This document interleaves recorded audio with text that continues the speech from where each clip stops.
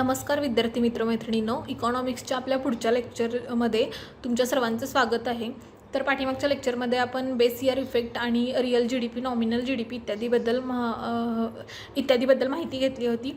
या लेक्चरमध्ये आपण सार्वजनिक वित्त या विषयावर बोलणार आहोत. म्हणजे ह्या विषयातल्या कन्सेप्ट किंवा ह्या विषयातल्या तुमच्या ज्या काही शंका असतील त्या मी दूर करणार आहे. अतिशय सोप्या पद्धतीने मी तुम्हाला सार्वजनिक वित्त शिकवणार आहे. तर कसं आहे, इकॉनॉमिक्स हा असा विषय आहे की तुम्ही फक्त रट्टे मारून किंवा वाचून तुमच्या कन्सेप्ट लक्षात येत नाही, तर तुम्हाला अंडरस्टँडिंग तिथं महत्त्वाचं आहे. तेही तुमच्या भाषेमध्ये त्याचं अंडरस्टँडिंग जर झालं तर तुम्ही कसाही प्रश्न जर एक्झाममध्ये आला तर तो तुम्ही सोडवू शकता. कारण की फक्त डेफिनेशन पाहणं, व्याख्या पाठ करणं असं करून इकॉनॉमिक्स हा विषय कधीच आपल्याला समजत नाही. तर तो तितक्याच चांगल्या पद्धतीनं समजून घेतला पाहिजे. रिअल लाईफमध्ये त्याची एक्झाम्पल्स समजून घेऊन जर तुम्ही इकॉनॉमिक्स हा विषय शिकला तर तुम्हाला नक्की त्यातल्या कन्सेप्ट सगळ्या क्लिअर होतील. तर चला सुरुवात करूया. आजचा आपला विषय आहे, आजचा आपला टॉपिक आहे सार्वजनिक वित्त. तर सार्वजनिक वित्त म्हणजे काय, तर सरकारची कमाई व खर्च याबाबतचे जे धोरण असतं त्याला आपण सार्वजनिक वित्त असं म्हणतो. म्हणजे सार्वजनिक हा जेव्हा शब्द येतो किंवा पब्लिक, तर तेव्हा लक्षात काय ठेवायचं, तर तिथं सरकारबद्दल किंवा सरकारी ह्याच्याबद्दल आपण बोलत आहोत. तर सार्वजनिक वित्त म्हणजेच काय, वित्त म्हणजे पैसा. तर सार्वजनिक वित्त म्हणजे त्याचं धोरण सरकारचं काय असणार आहे. सार्वजनिक वित्ताचं म्हणजेच सरकारचं कमाई व खर्च म्हणजे पैशाची कमाई व पैशाचा खर्च याबाबतचं जे धोरण आहे त्याला आपण सार्वजनिक वित्त असं म्हणतो. तर केंद्र सरकार, राज्य सरकार आणि स्थानिक सरकार थोडक्यात हे जे आपले 3 स्तरावरचे जे सरकार आहेत यांच्या कमाई व खर्चाबाबतचं जे मॅनेजमेंट असतं किंवा व्यवस्थापन असतं याला थोडक्यामध्ये सार्वजनिक वित्त असं म्हटलं जातं. म्हणजे सरकारच्या कमाई व खर्चाच्या धोरणाला आपण सार्वजनिक वित्ताचा भाग मानलं जातं आणि यालाच अर्थव्यवस्थेच्या भाषेमध्ये राजकोषीय धोरण असं आपण म्हणतो. म्हणजे सरकारचं जे कमाई व खर्चाचं जे धोरण असतं त्याला आपण इकॉनॉमिक्सच्या भाषेमध्ये किंवा अर्थशास्त्राच्या म्हणजे अर्थशास्त्रातील याच्यानुसार आपण त्याला राजकोषीय धोरण असं म्हणतो. यालाच इंग्लिशमध्ये फिस्कल पॉलिसी असं म्हटलं जातं. सार्वजनिक वित्त म्हणजे सरकारचं पैशाचं किंवा कमाई खर्चाचं धोरण म्हणजे सार्वजनिक वित्त. आणि हे जे त्यासाठी आपण जे धोरण आखतो त्याला राजकोषीय धोरण असं म्हटलं जातं. त्यालाच इंग्लिशमध्ये फिस्कल पॉलिसी असं म्हटलं जातं. तर आता आपण पाहूया राजकोषीय धोरण म्हणजे फिस्कल पॉलिसीबद्दल. तर आत्ताच मी तुम्हाला सांगितलं राजकोषीय धोरण म्हणजे काय, तर सरकारच्या कमाई आणि खर्चाचे धोरण म्हणजे सरकार कुठून कसे पैसे कमवणार आहे किंवा त्याची कमाई होणार आहे आणि सरकार ते पैसे कुठे कशा पद्धतीने खर्च करणार आहे याचं सगळ्याचं जे धोरण असतं सरकारचं त्याला आपण राजकोषीय धोरण असं म्हणतो. तर नेहमी लक्षात ठेवायचं, राजकोषीय असा शब्द आला की तिथं सरकारच्या पैशाची कमाई आणि सरकारचा खर्च हे पण त्याच्यासोबत आलंच. कारण की राजकोषीय म्हणजे काय, राज म्हणजे काय तर राजा आणि कोषीय म्हणजे त्या राजाची तिजोरी म्हणजे त्या राज्याचा असणारा पैसा. तर राजकोषीय धोरण म्हणजेच काय, म्हणजे इथंच अर्थ तुम्हाला कळतो की सरकारचं पैशाचं जे काही धोरण असणार आहे कमाई आणि खर्चाचं यालाच आपण राजकोषीय धोरण असं म्हणतो. तर हे बघा, मी तुम्हाला खाली इथं लिहून दाखवले.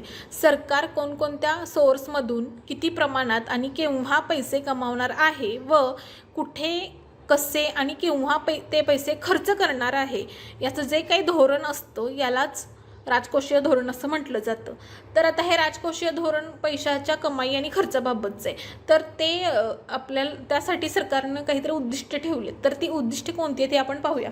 कारण की या उद्दिष्टावरती नक्की प्रश्न येतो. तर त्याचं पहिलं उद्दिष्ट काय आहे, तर पूर्ण रोजगार. म्हणजे आता मला सांगा, आपला भारत देश हा विकसनशील देश आहे, पूर्णपणे डेव्हलप्ड कंट्री नाही आहे आपली. तर आपण विकसनशीलमध्ये येतो. भारत हा आपला विकसनशील देश आहे. त्यामुळे आपल्या देशामध्ये अजूनही शिक्षण म्हणजे एज्युकेशन कमी आहे, शिक्षण कमी आहे, भांडवल निर्मिती कमी आहे, स्किल लोकांच्याकडे कमी आहे, त्यानंतर खाजगी क्षेत्र कमी आहे आणि मेन म्हणजे आपली लोकसंख्या जास्त आहे. तर त्यामुळे सरकारचं धोरण म्हणजे राजकोषीय धोरण असं असावे की आपल्या इथं पूर्ण रोजगार निर्माण व्हावा. हे एक राजकोषीय धोरणाचं पहिलं उद्दिष्ट आहे की पूर्ण रोजगार असावा.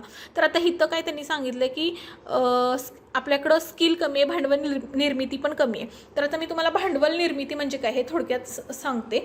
भांडवल निर्मितीलाच आपण इंग्लिशमध्ये कॅपिटल फॉर्मेशन असं म्हणतो.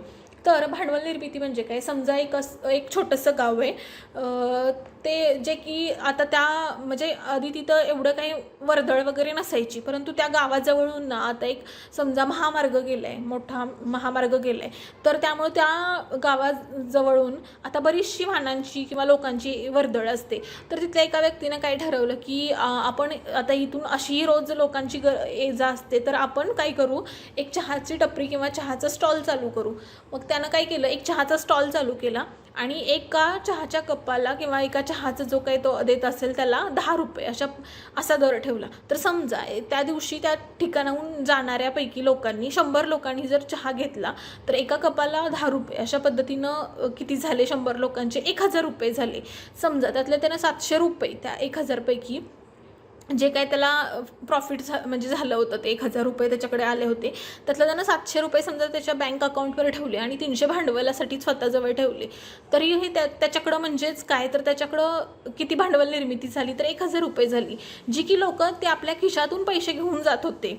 परंतु त्यानं चहाच्या स्टॉलवर चहाचा स्टॉल टाकल्यामुळे त्या व्यक्तीने लोक तिथं आपल्याजवळचा पैसा, खिशातला पैसा खर्च करू लागले आणि त्या व्यक्तीकडे पैशाची म्हणजे त्या व्यक्तीकडे पैशाची निर्मिती झाली. म्हणजेच याला आपण काय म्हणतो, भांडवल निर्मिती, यालाच इंग्लिशमध्ये कॅपिटल फॉर्मेशन असं म्हणतात. मग ही भांडवल निर्मिती होण्यासाठी सरकारने प्रयत्न केले पाहिजेत, म्हणजेच रोजगार निर्माण होण्यासाठीही प्रयत्न केले पाहिजेत. हे राजकोषीय धोरणाचं एक उद्दिष्ट आहे. समजा आता भांडवल निर्मितीचं मी एक उदाहरण सांगितलं, तसं समजा एखादे गाव आहे, तिथं समजा सीताफळांचं वगैरे खूप झाड आहेत, तर किंवा आता आपण हायवेला वगैरे टोल नाक्यावरती वगैरे पाहतो, लोक बरीच बघा स्ट्रॉबेरीचे वगैरे विकायला आलेले असतात. तर समजा ते जे आहे, तर ते लोक जे विकून त्यांना पैसा जो मिळतोय, तर हे थोडक्यात त्यांचं ते तिथं कॅपिटल फॉर्मेशन झालं. तर ही अशी थोडक्यात कॅपिटल फॉर्मेशनची कन्सेप्ट आहे. मला वाटतं ती तुम्हाला समजली असावी. तर सरकारचं काही काम असतं की भांडवल निर्मिती करण्यासाठी सरकारनं प्रयत्न केले पाहिजेत, म्हणजेच पूर्ण रोजगार निर्मितीसाठी प्रयत्न करणे हे एक राजकोषीय धोरणाचं उद्दिष्ट आहे. आता पुढची उद्दिष्ट काय आहेत आपण पाहूया. सरकार, हे बघा मी इथं लिहिले, सरकारचे काम आहे भांडवल निर्मिती करणे, यातून रोजगार निर्माण होतो, म्हणून सरकारचे राजकोषीय धोरण जे काय आहे ते अतिशय महत्त्वाचे आहे. त्यानंतर किंमत स्थिरता, तर मार्केटमध्ये पैशाची स्थिरता राखणे हे एक सरकारचं राजकोषीय उद्दिष्ट आहे. हे मार्केटमध्ये पैशाची स्थिरता राखणे हे एक राजकोषीय धोरणाचं उद्दिष्ट आहे. त्यानंतर आपण पुढचं उद्दिष्ट पाहूया. तर सरकारचं राजकोषीय धोरणाचं पुढचं उद्दिष्ट काय आहे, तर आर्थिक विकासाच्या वाढीचा दर वाढवणे, म्हणजे आर्थिक विकासाच्या वाढीचा दर वाढवणे हे एक उद्दिष्ट आहे. त्यानंतर संसाधनांचे योग्य किंवा म्हणजेच न्याय्य वितरण करणे, म्हणजे समजा त्याच्यासाठी आपल्याला उदाहरण देता येईल की जमीन सुधारणा कायदा किंवा वन जमिनी हक्क कायदा.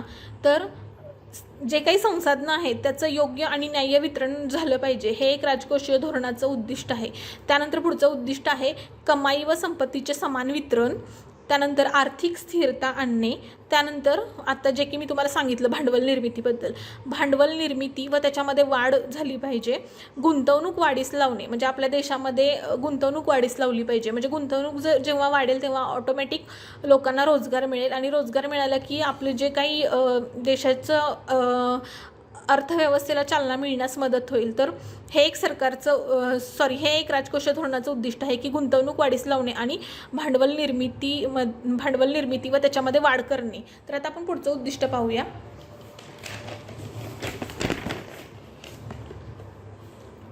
सरकारच्या प्राथमिकता जपणे. पुढचं उद्दिष्ट काय आहे, तर सरकारच्या प्राथमिकता जपणे. आता सरकारच्या प्राथमिकता जपणे म्हणजे काय, तर सरकार म्हणजे आता सरकारनं बुलेट ट्रेन आणावी की ज्या काही आपल्या इकडं पायाभूत सुविधांचा अभाव आहे काही काही ठिकाणी, म्हणजे शिक्षणावरती खर्च करणे, बेरोजगारीचा प्रश्न मार्गी लावणे, हे करावं. म्हणजे आधी बुलेट ट्रेनचा विचार करावा की आपल्या पायाभूत सुविधांचा विचार करावा, हे सरकारनं ठरवणं, यालाच थोडक्यात सरकारच्या प्राथमिकता जपणे. म्हणजे ते सरकारवर डिपेंड आहे की त्यांनी काय करावं, तर याला सरकारच्या प्राथमिकता जपणे असं म्हटलं जातं. तर हे त्याचं पुढचं राजकोषीय धोरणाचं एक उद्दिष्ट आहे. त्यानंतर क्षेत्रीय असमानता दूर करणे म्हणजे काय, तर खाजगी व सरकारी कंपनी यांच्यामध्ये समतोल राखणे, त्यांच्या ह्याच्यामध्ये जे काय असेल त्याच्यामध्ये बॅलन्स राखणे, हे एक राजकोषीय धोरणाचं उद्दिष्ट आहे. त्यानंतर पुढचं आपलं काय उद्दिष्ट आहे राजकोषीय धोरणाचं, तर मॅक्रो इकॉनॉमिक स्थिरता आणणे. म्हणजे आपले मॅक्रो इकॉनॉमिक फॅक्टर कोणते आहेत, तर गरिबी, बेरोजगारी, असमानता, GDP, GNP, व्यवहार समतोल म्हणजे बॅलन्स ऑफ पेमेंट इत्यादी हे जे मॅक्रो इकॉनॉमिक फॅक्टर आहेत याच्यामध्ये स्थिरता राखणे हे एक राजकोषीय धोरणाचं उद्दिष्ट आहे. तर मला वाटतं राजकोषीय धोरण आणि त्याची उद्दिष्टे तुम्हाला समजली असावीत. नसेल समजली तर अजून एकदा हा व्हिडिओ रिपीट पहा, तुम्हाला नक्की समजतील. कारण याच्यावरती राज्यसेवा मुख्यमध्ये आणि इतर तत्सम परीक्षामध्ये हे प्रश्न विचारले जातात. तर आता आपण पुढच्या ह्याच्या लेक्चरमध्ये राजकोषीय धोरणाची म्हणजे प्रकार पाहणार आहोत आणि त्यानंतर आपण अर्थसंकल्पाचं स्ट्रक्चर पाहणार आहोत, जे की अतिशय इम्पॉर्टंट आहे. हे जर तुम्हाला एकदा कळालं तर पुढे सर्व प्रकारच्या अर्थसंकल्पीय त्रुटी वगैरे आहेत हे समजण्यासाठी तुम्हाला त्याचा फायदा होणार आहे. तर माझं आजचा व्हिडिओ तुम्हाला कसा वाटला हे मला जरूर कमेंट करून कळवा. धन्यवाद.